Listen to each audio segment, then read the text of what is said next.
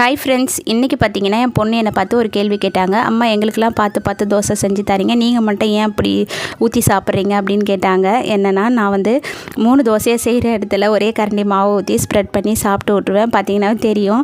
ஆனால் ஹஸ்பண்டுக்கு குட்டீஸுங்களுக்குன்னு பார்த்தீங்கன்னா நல்லா மொறு மெலிசா ஊற்றி தருவேன். இன்றைக்கி முடக்கத்தங்கீரை தோசை தான் செஞ்சேன்னா கொஞ்சம் மெலிசா ஊற்றலான்னு சொல்லிவிட்டு இன்றைக்கி தான் கொஞ்சம் மெலிசா ஊற்றி ஒரு 2 தோசை அளவுக்கு சாப்பிட்டேன்.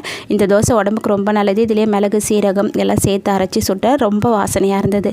ஹஸ்பண்ட் லஞ்ச் பாக்ஸ் வந்து சாப்பாடு ரொம்ப கம்மியாக வைக்க சொல்லிட்டாங்க.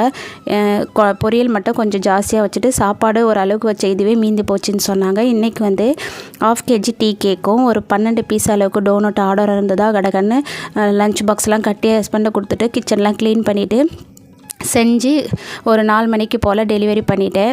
ரொம்ப பிடிக்கும் அந்த டோனட். எனக்கு 12 டோனட் கஸ்டமருக்கு பேக் பண்ணி கொடுத்துட்டு மீதி ஒரு 3 டோனட்டை நாங்களே வந்து சாப்பிட்டோம். இந்த வீடியோ உங்களுக்கு பிடிச்சிருந்தா சப்ஸ்கிரைப் பண்ணுங்கள். பாய்.